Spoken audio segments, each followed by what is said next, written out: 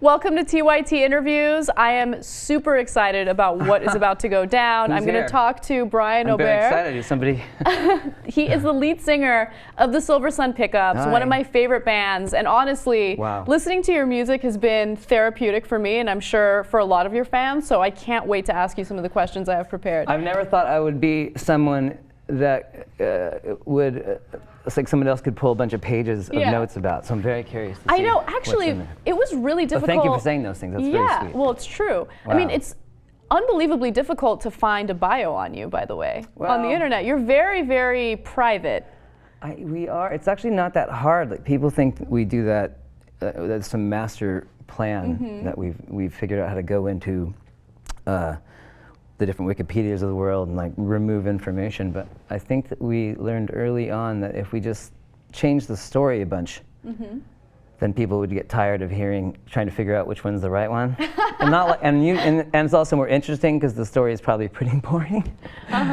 So you'll see things like in the early days when we started touring, we would go and do interviews at different radio stations, and you could see that they knew what page they looked at, because they'd say, "So you all met at Disneyland." That is hilarious. So you guys would just make stuff up, and people would totally fall for it. Or we would help. What we do, we'd help if somebody was jokey, being like a wacky joke, like, "Oh, so LA, you know, you're all surfers." And we go, "Yeah."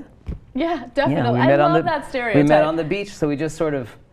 We just helped it roll along. That's hilarious. But at this point, Well, take me to the very beginning of Silversun Pickups, because you guys started off with a completely different name, different band members, and then it kind of evolved into what you are today. Evolved. Thanks. The name we always had. Well, I think I know you're talking about a couple of couples. Yes. Yeah, that was our nickname because at the time it was Nikki, who's still in the band, and my girlfriend at the time and her boyfriend at the time, we were just kind of hanging out and playing music. We really didn't, there wasn't going to be like a reveal, you know, we were like, well, let's just you like playing music, and all right, well, let's just go mess around. And we actually named ourselves Silversun Pickups. The only thing we had at that time was our name. But when we started playing, people would refer to us as the Fleetwood Mac of Silverlake. Because we were a couple of couples. Interesting. And so we started to call ourselves a couple of couples, just for one hot minute. Wow, okay. And never really stuck. So when it all started, you didn't have plans to be this great big band that was touring the world. You just thought you would do it for fun. I don't know how you'd have those plans. I mean, we were in other bands. Okay, we knew each other for a long time before we started the band, and Nikki and I in particular were friends for a while, and we became roommates. We were both in bands that we weren't really that satisfied in, and it was something that we did more as a hobby, and we could find ourselves getting more invested in these bands and not really feeling it. And we would just say, well, if you quit, I'll do something with you, or something like that. And so we said, okay, and we quit our bands, and we were sad, because you don't want to do that. And just started messing around, and that's how other two members got involved. They just saw us down there and like, what are you doing? I want to do that, and started messing around, really, truly. So did you have a plan B? I mean, when you started, we were always sort of on plan B.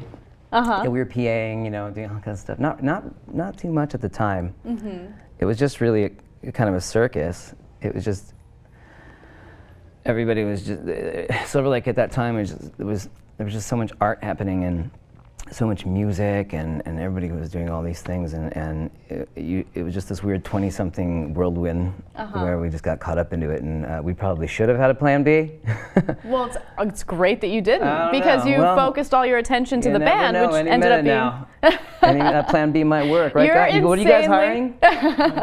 You're insanely modest. I mean, what about What the Flick? I mean... Yeah, he's a big What the Flick fan, which I didn't expect. So, story. Sometimes they're not there. I never know. I'm very excited when Ben sees the movie.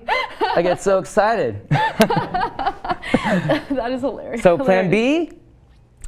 Please don't comment. Please don't comment down below.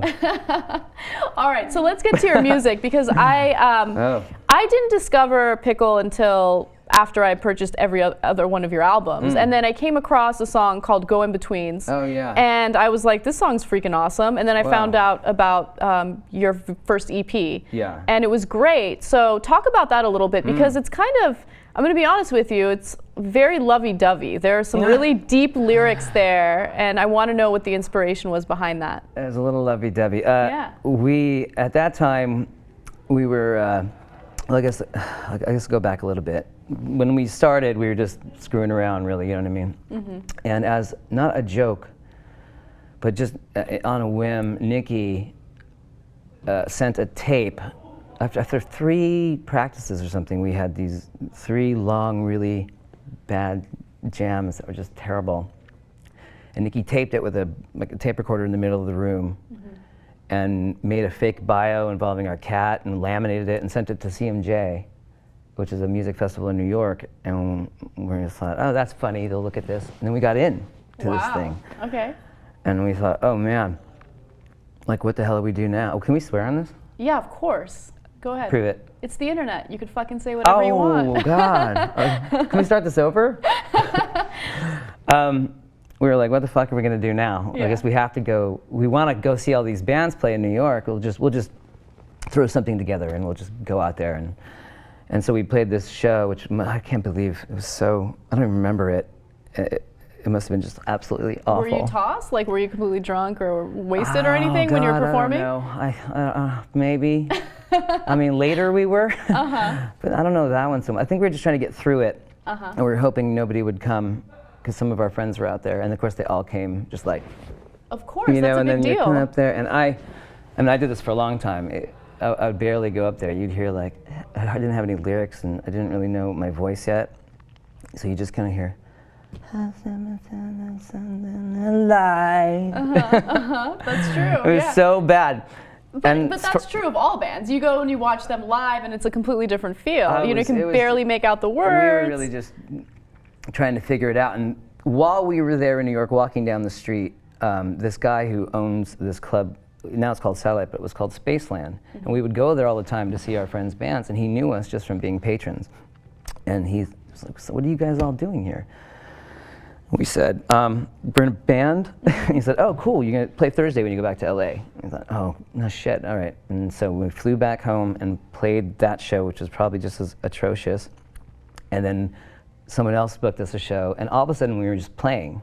We were constantly playing. Because obviously you weren't as terrible as you thought you were. No, we were. I think there was just not that many bands back then. You know, but you expressed some concern about your voice in a previous interview. You thought that you sounded like a girl or something like that? No, I wish.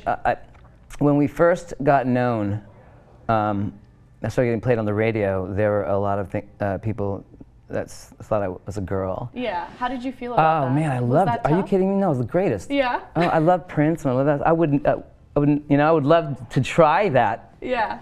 But I couldn't. I think because Nikki was in the band, so they didn't really see. I couldn't really tell. I thought it was the greatest thing, and I knew when I walked out, like Nikki would walk out, and they go, "There she is.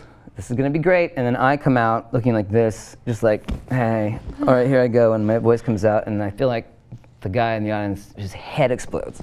That's hilarious. You know what I mean? Or we changed his life in a nice way. And so I really adored that. And I kind of missed that a little bit. So talk about the inspiration behind your lyrics. Yeah, because I'm dying to know about that. So Pikel, I'm sorry, I'm rambling. Oh, it's Pikel, not Pickle. Yeah, it doesn't matter. Yeah. So from that, we played live in LA for so long, and we were just trying to figure out what we were doing. So from the get-go, we were just playing live. And we didn't think about recording or any of that stuff. We just wanted to try and become something solid or find our identity, really. And we did that through playing live, which is sort of trial by fire, which is something I guess we still do.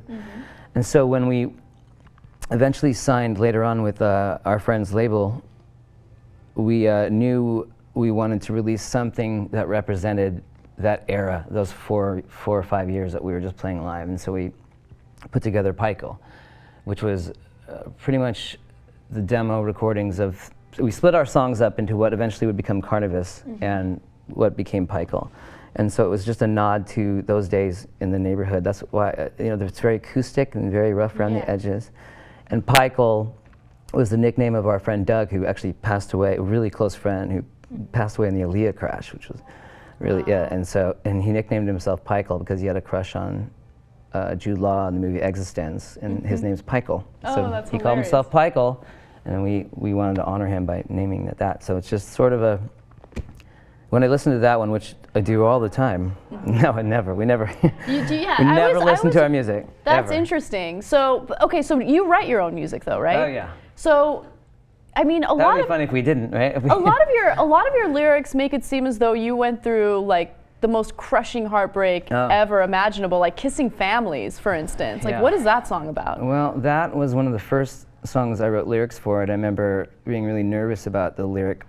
I think I was really nervous about the singing part and the lyrics part, because guitar playing I did for a long time, and I didn't really, it felt normal to me. It felt instinctual, and kind of inadvertently becoming the singer and the lyric writer and everything like that was a very difficult hurdle for me.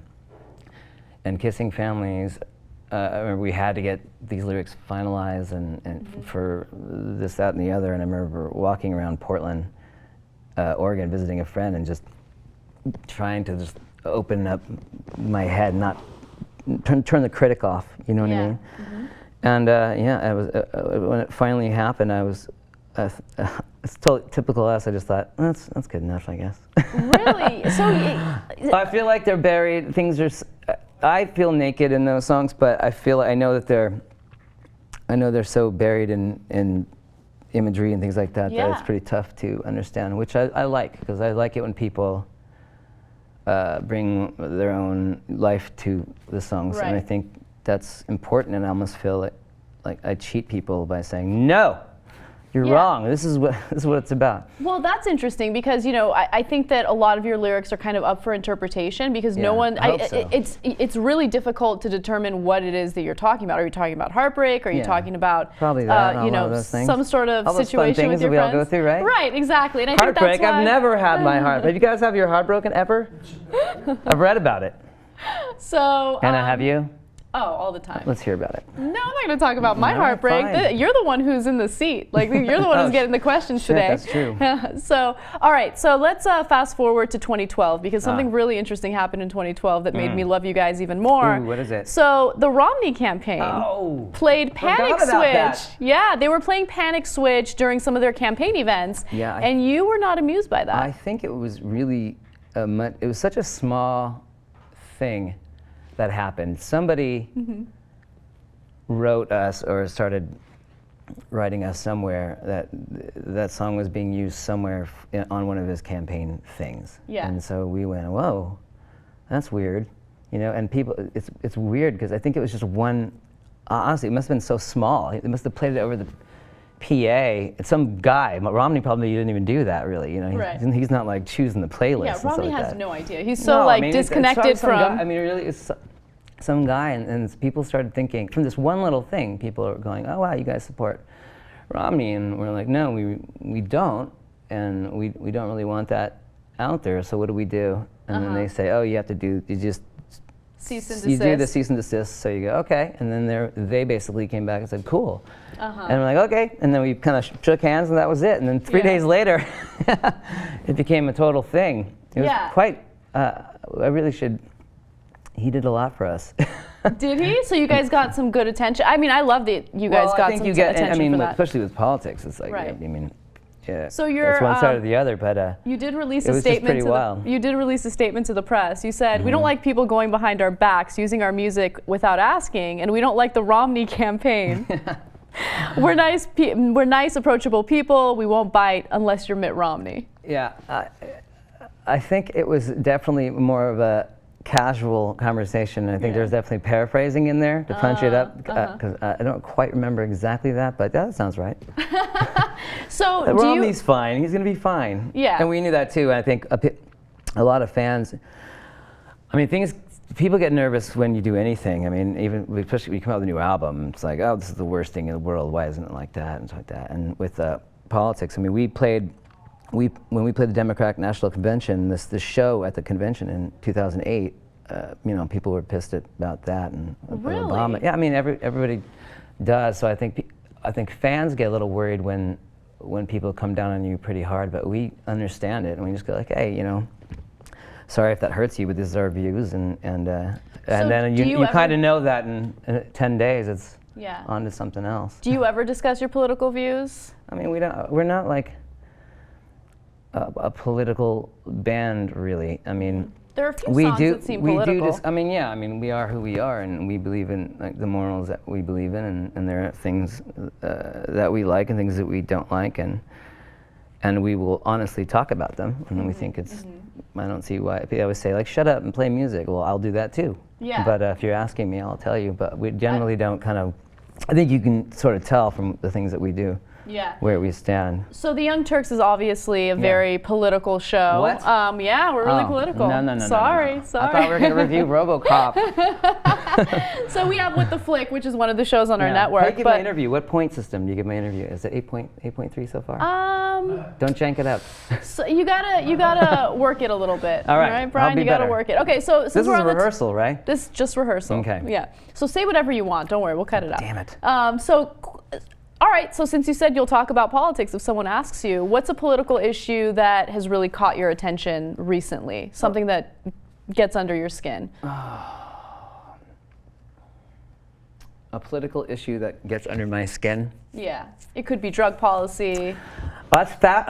See, this in my head, it's not getting under my skin. I mean, I'm just, when the needle moves in a quick pace, like with gay marriage and stuff, it's just amazing. It feels like the world is good, and we're, you think that we're crawling towards something that is the inevitable, and yet all of a sudden there's a sprint, and then even with Colorado and Washington and Alaska even happening. I mean, I never thought I'd see that really. Yeah. That those things change. So I'm almost not annoyed right now. I'm almost very happy. Good. So you're focusing on the positives, which is great. Yeah, that's something. Yeah. That's the new thing to do. How about you? Well, I mean, we talk about money in politics and corruption. So there's a lot of negative stuff that we discuss. That's true. There's no money in politics. There's no corruption. No. To be honest with you, I think, and you must feel this all the time. It almost feels like a snake eating its tail sometimes. It just feels, the theater of it all becomes so obvious that it makes you sick, either side, and you get just like frustrated that anybody has to sort of play up to anything, and honesty just can't just be like, hey, I'm doing this, and then can I reason with you guys? And there has to be something, somebody's hugging this person and you're using these words, and you took these words out, what does that mean? It's the wrong message, and it just makes your head explode. Yeah, absolutely. I mean, there's no question about that. I feel like nothing really gets done, and there's like this misconception about two separate parties, when in reality we have a system that's so corrupt that both parties are pretty similar when it comes to things that don't involve social issues. I mean, I guess two parties bug me, period, really. You almost wish all that would stop and it could just be a person on a platform without having all the talking points. Like when you hear people get up there and they're just sort of reciting the same thing that person's party, the other person just recited, and you're trying to argue with them. It's not. You're arguing with a wall. Yeah, I know. That's why you have people advocating for like a third party or whatever. But maybe breaking out of the party mold would be a good way of running things. Because it's definitely a club. You know what I mean? And you're kind of with politics for the American people, though, because it's easy to pick red or blue. For the world, really. But it is easy to pick red or blue, but there's just the world just doesn't have, the colors aren't like that all the time. You know, there's just so many different things that you can believe in, and I feel like to believe in all of one thing is a pretty ridiculous thing. Yeah, people are usually a mixed bag, you know? Yeah, they should be. Yeah, definitely. Yeah. Wow, look at that. Yeah. All right, well, let's move back on to a little bit of your music. I love the little detour. You like the detour into politics? No. So you guys... you get heat a lot, don't you? Like, you want to turn this around on me, yeah, don't you're out there. Oh, you're out there fighting the fight, right? Yes, I mean, I do my best. I do my best. But being in the middle of all of that and recognizing that the political system is so corrupt and broken is not fun. When you do it day in and day out, I mean, I love my job, don't get me wrong, but this is like a nice change of pace. Being able to talk to someone who's, creative just and just as corrupt. Well, you're actually the exact opposite of what we experience with politicians and selling out, because you have remained part of the indie genre. Like you haven't really. I guess it depends on who's looking at us. Some people think that we're not indie at all because we're on the radio and things like that. But you got to make money. But then other people think, you know, we're this teeny bit. I think we're somewhere in the middle. We're really lucky. We swim in a strange world where we just, from the beginning of how things went with us, we just made the decisions we wanted to make and wrote the music that we wanted to write and didn't listen to anybody ever. And somehow or another, dumb luck showed up and we started getting played on major radio stations, which is just baffling. What was that like, the first time you heard yourself on the radio? I still think it's baffling. Every time it happened, we would go, well, that would be the weird time with Carnivis, our song Lazy Eye. Yeah, that was the song that really we thought, put you guys and even on the that map. was organic because it was just, the album was out and we were touring and things were getting crazy. And a radio station in San Francisco called Live 105 just decided they liked the song and they chopped the end off and then played it, and then that caused every other radio station in the country to play it. So it just, somebody chose to just make that happen, so it didn't get shoved down these radio guys' throats and things like that, and so we loved that it just ended up happening. It seems but we like thought that was it. Yeah, it seems like there was a lot of luck behind what happened with you guys. It's really fascinating. I think there's always a lot of luck when it comes down to it, and you got to be prepared when it comes, if it comes. Like if it comes and you're kind of like, then. So Lazy Eye was one of the songs that I absolutely loved from you guys because it was so relatable. So it came out just as I had graduated college. Wow. And so, you know, when you're in college, you think, I'm going to finish, I'm going to get out, and I'm going to make $50,000 immediately. Like, that's the way it works, right? I'm educated. But then I graduated and I realized the real world kind of sucks. So the lyrics to that song were perfect for that period of time. And then I hadn't listened to that song in a while until fairly recently. And now I kind of have my shit together. And I'm like, why? So you have your shit together? I have my shit together. Is this true? I mean, I'd like to think so. Is her shit together? All right. Silence. All right. But it's funny because I listened to the song again recently and I'm like, oh, I can still kind of relate to it. Oh, that's so nice. it's kind of like timeless in that way. I mean, people ask us a lot if we get sick of playing those songs, and I'm sure you do. No, we really don't, because we don't really listen to ourselves or listen to the radio. We don't really know. I mean, we are aware of what the song is that's out there that's promoting us, but we don't listen to it any more than we listen to the other songs, and mainly that's because we're playing it live, and so we have a lot of. We've been playing that song throughout the years, just like we've been playing a lot of songs throughout the years, and so we almost don't really look back at them in a nostalgic way. They just feel like, oh, it's a part of our universe, and we do have modern thoughts on them because we just performed it and changed a little bit there and things like that. So it never feels like something that's just old. Do you know what I mean? Yeah, definitely. I mean, you just recently released a new single, Cannibal. Talk to me a little bit about that. Yeah, we did, didn't we? Yeah? It's a trip. We've been with Dangerbird for quite a while now, and just like with everything, I think we always want to change things up. And we don't really know what that means, but we knew that this was our last record, Neck of the Woods, would be the last one, and just shift things up and shake things up for ourselves with them. And so they really wanted to put out this singles collection, which of course we were really opposed to, because we thought, singles collection, like what? Singles?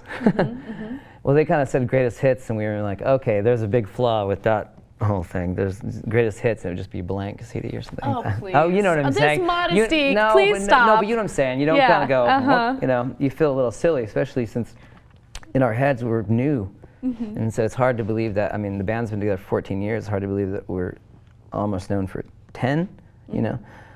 And so the more we talked about it with them, their intentions were really sweet, and they just wanted to kind of like, I don't know, have a, it's like a nightcap.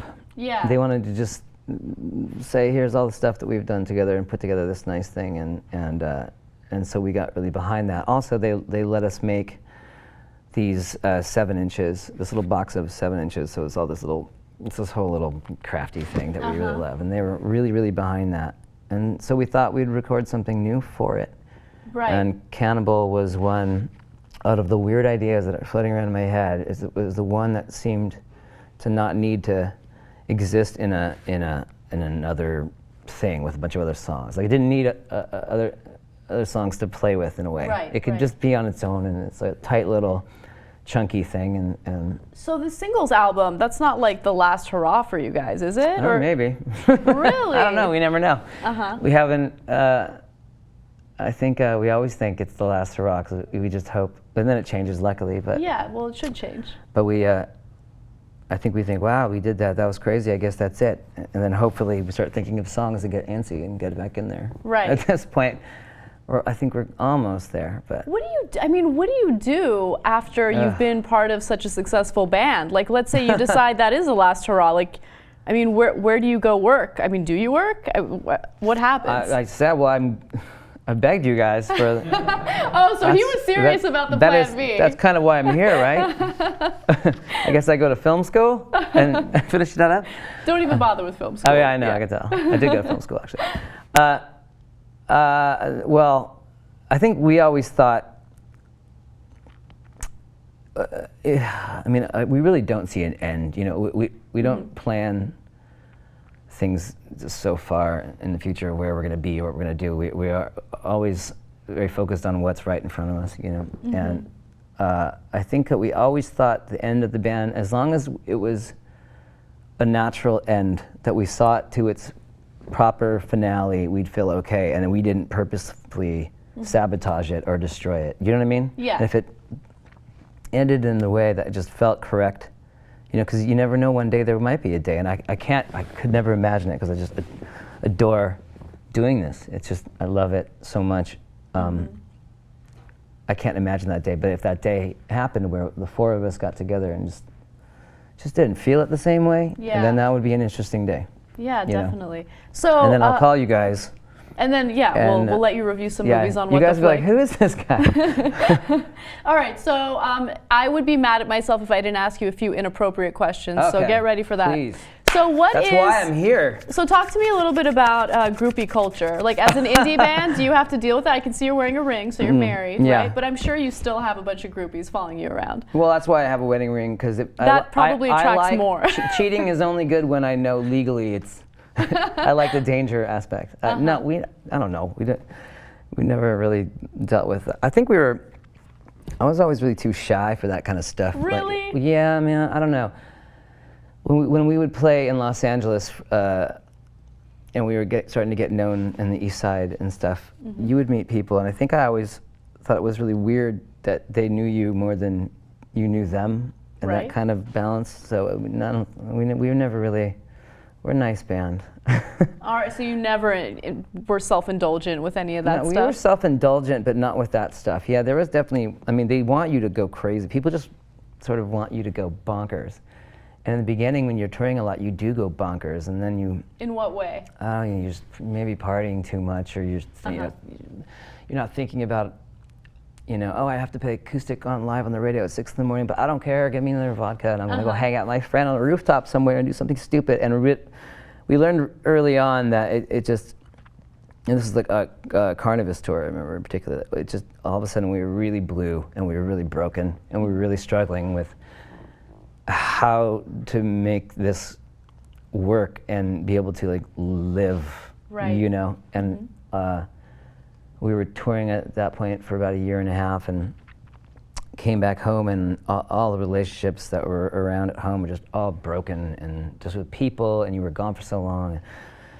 It just, we knew right away that we need to figure a way to be able to do this and have fun, and and enjoy the circus, but also be really serious about it and take care of yourself and pay attention to your home life. Of course. Does that make sense? I can imagine that would be difficult, being away for so long while you're touring. You get really good at it. We're really good at it now. I think right away after our second record is called Swoon, and during that tour, we had it figured out really well. And so you knew like it's actually important, because in the beginning, you're playing in Los Angeles, and you're having too many, you drink a little too much whiskey or something like that. There's probably, you're going to play a show next week. Yeah. And you quickly realize that you came all the way here to Omaha or Copenhagen, and what a moron I would be if I got up there and I was just like having fun. This is it. We're here for this one time, and I don't know when we're coming back. So name the best city you performed in. That is really hard. Yeah. Man, the best city we've ever performed in. The best city in the world that you're asking me? I guess that is What's a little the greatest difficult city to of all time? What's the greatest city you performed in? Or one of the most memorable cities? Reseda? Yeah, right? Reseda is pretty badass. Pretty awesome. It's pretty badass. There's some like cover band rock places out there, like FM station. No, not Reseda. I think the first time I went overseas was pretty bonkers. But I mean, not that long ago, we played in New Orleans. For a thing called the Voodoo Festival, and it was the second time we got to play there. It's just so amazing, and it's Halloween, and so all of our loved ones come out and we make a vacation out of it, and I just remember thinking that was one of the best shows. Yeah. But there's just so many, and I think the thing that we love the most is that by going to these cities often, you eventually start knowing things about it, and you know, like, what time the museum is open there, which coffee shop's good, or this place makes homemade pasta that's insane, and you actually starting to know people, and so it gets a little homey in all these places. And I think that, I was just talking about this with Joe and Christopher, my keyboard player and drummer. It's really insane to know a lot about a lot of places, to think about the street in Glasgow that I love, or in Barcelona, or it's something that it seems normal to us and to people that travel, and it definitely, shapes your view. I think you just become a calmer person. I think you become more understanding of the world. It's so easy to demonize things when you never even go over there. Yeah, you get different perceptions. Yeah, and you think, but we forget, sometimes we have to check in that, like, people, like, why don't people do that? Yeah. And then goes, because you're a lucky bastard. That's why, because people don't get the opportunity to do so. That's we true. used to always think that in America there should be a year where they just kick you out. Well, that would be great. And it like, would definitely educate people a lot more. Go out. Or anywhere, not just America, anywhere. Yeah. Like, just, you should all have to leave. And live somewhere else, or Rumspringa. just, I see what you're saying. Yeah, like a year. Yeah. A year somewhere. Yeah. The Amish start driving cars. Yeah. That would be hilarious, yeah. Just Americans on a Rumspringa. All the countries just close. Yeah. Spain's like, nope. Yeah. Not right now. No interest in that. I'm actually going to Spain this summer, so it's going to be my first time there. Oh, look at this. Not a big deal. I can't wait I love Spain in the summer. I can't wait to see what it's like. It's amazing. It looks like Southern California. Oh, does it? Yeah, it looks like MASH. Oh, okay. Well, I'm still looking forward to it. Even No, though it's so I was good. raised in Southern California. It is so. Where are you going? Barcelona, Yeah. Ibiza, and Madrid. Yeah. Ibiza. I've never been to Ibiza. My brother-in-law lived in Barcelona for a long time, and he's from Buenos Aires, and he loves all that culture, especially Ibiza and stuff like that. And he played me one time. He lives in New York now. And he played me Ibiza, Barcelona. He played me a remix that happened there of Lazy Eye. And he's was it like a techno remix? Oh yeah. Oh, I love it. Oh, and it was super, super Ibiza. Like, it was like, I've been waiting. It was so bad. And he just loved playing it. It was like 30 minutes long. It was probably only 10 minutes longer than the original song. And I remember thinking, oh man, this is the most horrible thing. But I knew in my heart that if I was there, I'd be like, that's me, guys. Oh yeah, especially if you were tripping balls. I mean, in Ibiza. Is that what you're planning on doing? Well, no, I'm not. I'm a good girl. That's so nice. Just like you, I don't indulge. I mean, I'm very, very good. Very well behaved. You don't indulge in the groupie culture? No, I don't indulge in the groupie culture. The groupie culture here must be kind of crazy, right? Oh, totally. We have like women like breaking down the doors. To meet you? To meet me specifically. Christy Lemire. Look at you. He's really a fan of What the Flick. I love it. I love What the Flick. I love it. You should at least come in and like meet everyone and chill with us one day. Oh, really? Yeah. All right. Yeah. So you heard her say that. But can I heckle them? Like, come on! If you want to. I don't know if they'll love it, but I will. Well, Brian, thank you so much for joining us. It was a blast. See, if you tweet, it can come true. I know.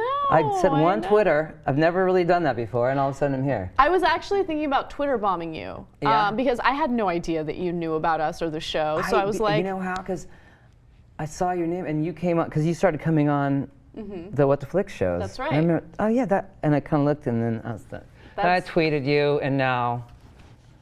All this magic. All this magic All just this magic happened. that happened today. So thank you for doing it, and hopefully we will get Brian back on to do What the Flick. You know, just have a little fun with us. And I'm coming for your job. All day. I love it. In the meantime, you guys have a great night. We'll see you soon.